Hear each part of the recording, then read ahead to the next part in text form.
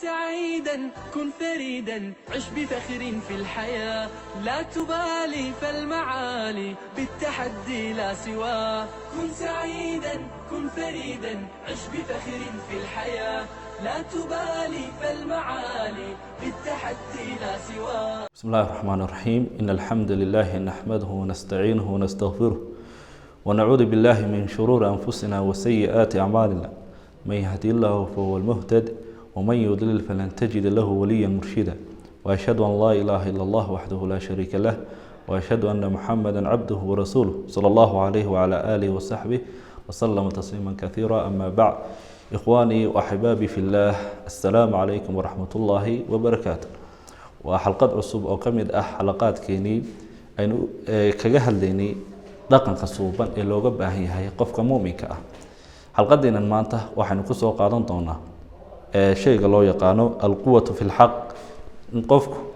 iimaaniyaadkiisu ay ku hogaamiso oo uu yeesho awood oo xaqii u yeesho, iimaankiisu inuu noqdo mid xoogano ku hogaaminaya shay kasta oo khayr la. Saadaradeed ay Ilaahay subhanahu wa ta'ala isagoo tilmaamaya ummadihii nagu horeeyay iyo ambiyadiiba in uu khayrkaas ama quwadaas iimaaniga ah uu dardaarmay, ayaa waxa kamid ah in Ilaahay subhanahu wa ta'ala uu tilmaamayo shar'a lakum min ad-din ma wasa bihi nuuhan walladhi awhayna ilayk. diinta waxaanu sharciyeynay buu Ilaahay yiri wixii aan u dardaaranay nabi nuux iyo ambiyadii ka horeysayba. adigna nabi maxamed taas lagu dardaarmayo in ay noqoto diintaasi mid hirgasha oo taa Ilaahay xaqiisa ka timid. Ilaahay subhanahu wa ta'ala waxa kale oo inooga digay man taraka shay'an man taraka وحذرنا الله من ترك شيء. Ilaahay waxa kale oo inooga digay ka tegitaanka uu qof uu ka tagayo wax kamid ah diintii. saadaradeed ayuu Ilaahay subhanahu wa ta'ala oo ku tilmaamay falyahdhar alladhina yukhalifuna an amri, ka digtoonaadaan kuwa Ilaahay subhanahu wa ta'ala amarkiisii khilaafaya inay ku timaado oo ay ku dhacdo an tusibahum fitnatun aw yusibahum adhabun alim, inay fitno ama adab Ilaahay xaqiisa kaga yimaada oo ku dhaco. fitna kasta iyo shay kasta oo maanta dadkii muslimiinta haysta waxa sabab u ah mukhalafada ay khilaafeen Ilaahay subhanahu wa ta'ala arrinkiisii iyo sunnadii rasuulka. markay khilaafeen ee ay ka hor yimaadeen ayaa iyagina waxa uu noqday mid cadawgii uu ku iirsado oo uu ka xoog bato oo uu ka tamar bato. Ilaahay subhanahu wa ta'ala isagoo tilmaamaya ayaa waxa uu Ilaahay inoogu sheegay kitaabkeena Quraanka ah dahr al-fasad fi al-barr wal-bahr. waxa uu ka muuqday fasaadka cir iyo dhulba, bad iyo beriba waa ka muuqday. sababtuna waa bima kasabad aydi nas, dadku waxay gacmahooda ay ku kasbadeen ee ay ku shaqaysteen. liyudiqahum ba'da alladhi amilu, Ilaahayna sidaa waxa uu sameeyay si uu dhanisiyo wixii ay sameeyeen wax kamid ah la'allahum yarji'un, bal inay soo laabtaan. marka qabashada ayar Ilaahay uu qabanaya bal waa adoomay bal inay baraarugaano wal ay soo noqdaan oo bal hadhow ay dib Ilaahay subhanahu wa ta'ala ay ugu toobad keenaan. laqad anzalna ilaykum kitaban fihi dhikrukum, ay Ilaahay leeyahay waxaan idin soo dejiyay kitaab oo ku sugan yahay oo ku qoran yahay dhikrigiini iyo sharaftiini. haddii ka la qabsado oo la cuskado waata uu qofku ku helayo quwwatul iimaan, iimaankiisa iyo quwoobay oo awood yeesho. quraankuna sidiisaba waxa uu u soo degay bal iimaanka qofka inuu kobciyo oo mar walba qofku uu ka dhow yahay quraankii kariimka ahaa waxa uu noqonayaa qof iimaankiisa uu weyn yahay oo uu leeyahay awood. saadaradeed ayaa mar walba Ilaahay subhanahu wa ta'ala inooga digaya in quraankii iyo shayga diinta wax kamid la qaato wax kamidna laga tago. afatu'minuna bi ba'd al-kitab wa takfuruna bi ba'd, kitaabka mar kamidna miyaad qaadanaysa wax kamidna miyaad ka gaaloobaysaa oo iska deynaysa.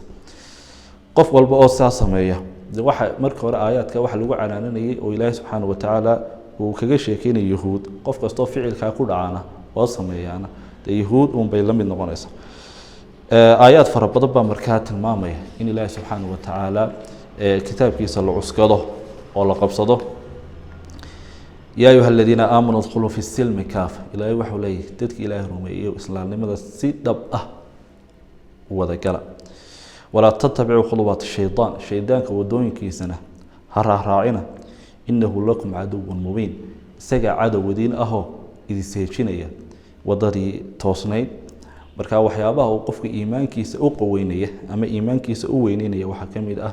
kitaabka ilaahay oo uu raaco sunnadii rasuulka calayhi salaatu wasalaam oo uu ku dhaqmo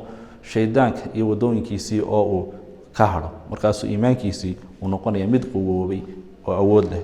raxmadda ilaahay iyo naxariista ilaahay ayaanay ka mid tahay in ilaahay subxaanahu watacaala uu ina siiyey kitaab ina hagaya kitaabun yahdi waa kitaab ina hagaya kitaabkaas waxa ku laran sayfun iyaduna yansur waa seef garab taaganoo kitaabkii wixii cadoway kusoo jihaystaba iyadana wadada ka duweysa saa daraaddeed bay labadaasba islaazimaanoo kitaabkii marka la qaato waa in seef gaadh ah lagu ilaalinayaana ay jirtaa taas iminka inta badanoo muslimiinta ma jirto oo jihaadkii ay dadka muslimiintii ay gaalo la jihaadi lahaayeen ayaa ka hadhay marka kitaabka iyo seeftaas oo wada socda ayaa dadkii muslimiinta ilaahay subxaanahu watacaala diintoodii ugu ilaali saa daraaddeed ayaa ilaahay iyadoo taa uu ku dhiirigelinaya dadkii mu'miniinta ah ayaa uu leeyahay waaciduu lahum istadactum min quwati wa min ribaadi alkhayr waxaad u diyaarsataan cadowgaad is haysaan ee wixii aad kartaan ee awood ah iyo fardaha carbintooda ah marka cadowgii oo aad dhoolatusadka aad u samayso iyo inaad awood u leedahay dee candhuuftiisa dib u liqayaayo waanu kugu soo mar dambe ayaanu wax dhibaato ah aanu ku gaadhsiinaynin islaamku sidiisaba waxa uu diidaa dacfiga iyo inuu qofku tamar darro u muujisto islaamku waa uu awood weeye qofka muslimka waa qof awood leh oo waxa naftiisii ku lamaan iimaanka ilaahay subxaanahu watacaala uu siiyey saa daraaddeed buu ilaahay subxaanahu watacaala mar walba uu dhiirigelinayaayo waxa uu leeyahy walaa tahinuu walaa taxsanuu waantum laclow in kuntum mu'miniin ha tamar daraanina oo ha cabsanina ilaahay baa mar walba idinla jira rasuulka calayhi salaatu wasalaam ayaa abu hureyra waxau ka warinaya xadiiskaas waxau tilmaamaya almu'min alqawiy mu'minka qawiga ah ee iimaankiisu xoogan yahay ayaa khayrun waaxabu ila allah ilaahay xaggiisa looga kalgacayl badan yahay min almu'min aldaciif mu'minka iimaankiisu uu daciif yahay labadooduba khayr bay leeyihiin buu rasuulku calayhi salaatu wasalaam u lahaa waxyaabaha qofkii iimaankiisii hoos u dhigi karaya ee daciifinaya iimaankiisii qawiga ah waxyaabaha daciifinaya waxaa ka mid ah amaaratu nafs bisuu nafta iyo xumaan faras oo nafta xumaantu markastoy furto dee iimaankiisibaa qofkii hoos u dhacaya marka waxyaabaha qofkii iimaankiisii quwada lahaa ama awood lahaa hoos u dhigaya waxaa ka mid ah naftii oo xumaan faraysa saa daraaddeed buu ilaahay subxaanahu watacaala uu leeyahay wa amaa man khaafa maqaama rabbi qofkii ka cabsada ilaahay subxaanahu watacaala is-hortaagiisa wanaha nafsa can ilhawa naftiina u diida wixii ay jecleyd ee ay raacaysay fa ina aljannata hiya almaawa jannada ayaa hooygiisa noqonaysa marka waxyaabaha dafacaadka ah ama hor joogsanaya qofkii iimaankiisii awoodda lahaa ka hor joogsanaya waxaa ka mid ah naftiisii marka naftii oo iyadana lala jihaado ayaa iyaduna ka mid ah waxyaabaha iimaankiisii u qaweynaya qofkii waxaa ka mid ah waxyaabaha uu qofka iimaankiisa uu ku toosayo iyo bulshadii muslimiinta ahba ta uu usradiisii kula dhammayo iimaaniyaadka waaweyn ee uu siinayo usradiisii iyo xaafadihiisii si ay bulshadii muslimiinta ay u noqdaan qaar iimaankooda uu wada kobac uu ku jiro awoodda la doonaya waxa ay gashaa fi tacaamul maca annaas macnaa awoodda iimaaniga ee laga doonaya qofka muuminka waa mid geli karta la tacaamulka dadka iyo bulshadii muslimiinta ahayd taas oo ka hadlayo ayaa ilaahay subxaanahu watacaala uu tilmaamayay ina khayra man istajarta alqawiyu alaamiin qofka qawiga ah ee aaminka ah ayaa isaguna waxtar leh qofka iimaankiisu uu leeyahay iimaan weyn oo waxtar leh ayaa kaasaa waxtar leh buu ilaahay subxaanahu watacaala uu ku tilmaamayay quwada mu'minku waxa weeyaan inuu ilaaliyo maalkiisa macnaa quwada iimaaniga ah waa mid u ilaalinaysa qofkii mu'minka ahaa maalkiisii iyo cirdigiisii iyo sharaftiisii iyo cid kastoo kaaga dhowba saa daraadeed ba markuu qofku mar walba uu iimaankiisa uu kordho oo iimaankiisa uu awood leeyahay ayaa waxa uu ku dhiiranaanayaa wax kasta oo naftii ka hor imanaya waxyaabahaas waxaa ka mid ah rasuulka calayhi salaatu wasalaam ayaa maalin waxa u yimid nin markaasu waxa uu leeyahay rasuulkii ilaahayo bal ka war nin haddii uu yimaado doonaya maalkayga inuu qaato rasuulku waxa ku yidhi waad difaacanaysaa maalkaaga bal ka war buu yidhi haddii uu idilo haddii uu ku dilo adoo maalkaaga difaacanaya dee shahiid baa tahay buu rasuulku ku yidhi bal haddaan dilo ka waran buu yidhi fa fi nnaar ayuu rasuulku yidhi ninkaa aada dishay ee weerarka ugu ahaa naarta ayuu gelaya saa daraadeed baa axaadiis fara badan rasuulku calayhi salaatu wasalaam waxa uu ku tilmaamayey man qatala duuna nafsihi fahuwa shahiid waman qatala duuna maalihi fahuwa shahiid waman qatala duuna cirdihi fahuwa shahiid aw kama qaala calayhi salaatu wasalaam qofka la dilo isagoo difaacanaya naftiisii maalkiisii iyo cirdigiisii waa sharaftiisii iyo dadkii caarkiisa ahaaba ka difaacanaya ee sidaa lagu dilaa shahiid buu noqonaya waa dhiiranaanta qalbiga ee qofkii qalbigiisa ku sugan ayaa ay tilmaamaysaa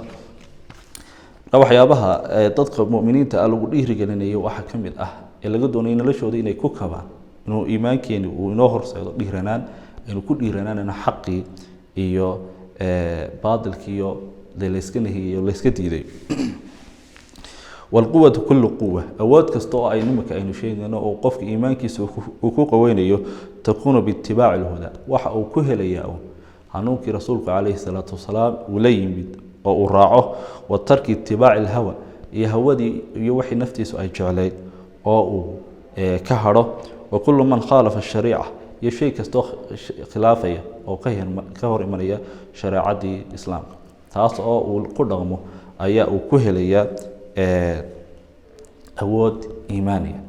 markaa ah ee laga helaya qalbigeeni si uu u noqdo mid nolosheedii ay u hirgasho oo ay u noqoto mid raacda oo ka daba tagta rasuulka calayhi salaatu wasalaam hadigii uu u jeexay ummadiisa inahaas aynu kusoo gabagabayn doonaa maanta xalqadeena maanta ah ilaahay aynu weydiisanaynaa inuu inoo fudaydiyo iimaankana inoo kobciyo inoo xoojiyo صلى الله على نبينا محمد وعلى آله وصحبه وسلم تسليما كثيرا